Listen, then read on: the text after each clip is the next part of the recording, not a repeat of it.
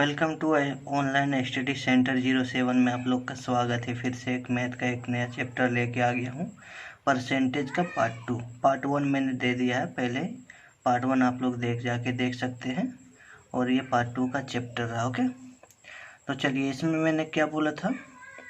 Part 2 में देखिए question आपके आ गया, question number 1। Okay, question number 1 में क्या कहा गया है, किसी चुनाव में जीतने वाले प्रत्याशी को 67% जो है मत मिला है और उसने दूसरे प्रत्याशी को 68,000 मतों से हराया। ठीक है, तो कुल मतों की संख्या कितनी है। ओके, तो कुल हम लोग मान लेते हैं, कुल कितना हम लोग के पास मत है, कुल हम लोग के पास 100% मत है। ओके, कुल से 100% से हम लोग को 67% मत जो है सो जीतने वाले प्रत्याशी को मिला। ओके, तो हारने वाले प्रत्याशी को कितना मिला, हारने वाले को 33% मिला, क्योंकि देखिए 67 प्लस 33 टोटल कितना हो गया, ये 100% हो जा रहा है, जो कि मैंने यहाँ 100% लिया है।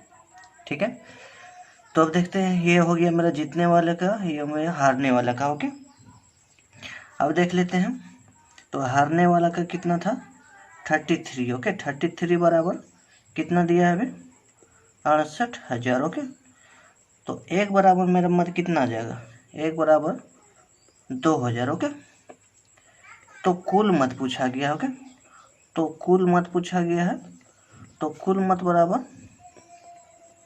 2,000 गुने 100 बराबर 2,000 गुने बराबर, तो मेरा कुल मत हो गया 2 लाख। ओके, कुल मत मेरा हो गया 2 लाख, यही मेरा आंसर हो गया। ओके, चलिए जिस चीज़ समझ में नहीं आएगा अपना कमेंट बॉक्स में मैसेज कीजिएगा, मैं उसे हो सके दोबारा समझाने का प्रयास करूँगा। ओके, चलिए आ गया हमारा question number 2। Okay, question number 2 क्या बोल रहा है, क्वेश्चन नंबर 2 बोल रहा है एक वस्तु के मूल्य में 25% की कमी कर दी गई, इसे प्रारंभिक मूल्य में लाने हेतु नए मूल्य में कितने प्रतिशत का वृद्धि करने होगी। ओके, तो चलिए बताना चाहता हूँ, ये जो आप लोग का यहाँ से जो आप लोग का क्वेश्चन स्टार्ट हो गया है, यह यूनिक तरीके से मैं क्वेश्चन बताऊंगा। शायद आपने यूट्यूब पे कहीं भी देखा होगा। ओके, और नहीं देखा तो चलिए देखिए, आपको क्वेश्चन देखते ही आपको आंसर देने की प्रक्रिया बता दे रहा हूँ। ओके, चलिए 25% की वृद्धि किया गया। ओके, तो 25% बराबर आप लोग जानते हैं कितना होता है, नहीं जानते तो आप लोग निकाल लीजिए। 25% बराबर 1/4। ओके, तो यहाँ क्या बोला है कि कमी किया गया है, तो कमी कर किया गया है, तो ये कमी के लिए एरो के नीचे का सिंबल होता है। ओके, अब बताया गया है कि यहाँ पे कितने की वृद्धि होगा। ठीक है, तो जब भी मुझे वृद्धि पूछेगा तो एरो का जो आपका तीर का निशान है, ये मैं एरो बोलता हूँ, इसके ऊपर की ओर खींचना है और एक का 1 लिखना है और इसमें से 1 घटा देना है। यहाँ पे जितना रहेगा उससे आपको 1 घटा देना है। ठीक है, तो यहाँ पे कितना है, तो 1 में 4 गया तो 3। ओके, तो 3। अब 1/3 बराबर आप लोग जानते हैं कितना होता है, तो 33.33। ओके, ये आपका राइट आंसर हो गया, जो कि आप लोग क्वेश्चन देखते ही आंसर को बता सकते हैं। ठीक है, चलिए क्वेश्चन नंबर हम लोग तीसरा देख लेते हैं।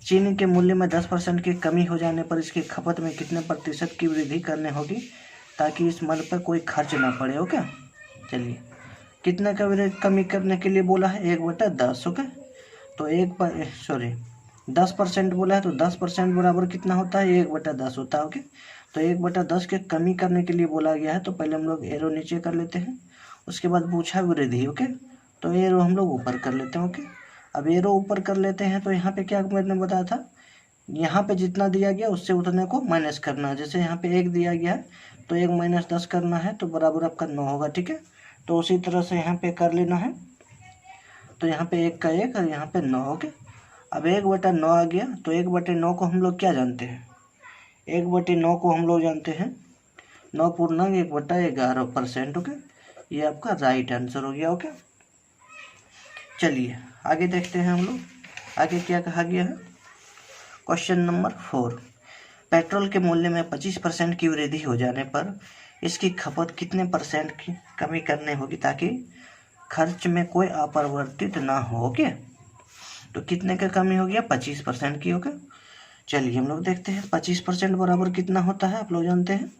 अगर नहीं जानते हैं तो आप लोग को ऐसे निकाल लेना है 25/100। ओके, तो 1/4 कट गया आपका, 1/4 आ गया। ओके, तो 1/4 मेरा आ गया।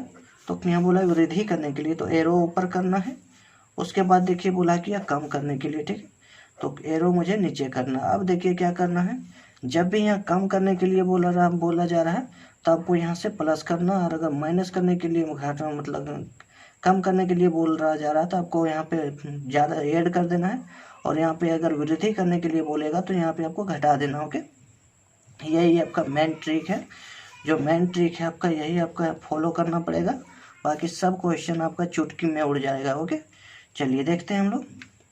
अब यहाँ पे हमको क्या करना है, कमी करने के लिए बोला गया, ठीक है, तो एरो तो हम नीचे दे ही देते हैं, लेकिन हमको कम नहीं करना है, हमको प्लस कर देना। ओके, ठीक है। अब 1/5 हम लोग जानते हैं क्या होता है, 1/5 बराबर हम लोग 20% जानते हैं। ओके, जो नहीं जानते हैं वो देख लीजिए, 1/5 गुने 100 परसेंटेज इसी तरह से निकाला जाता है।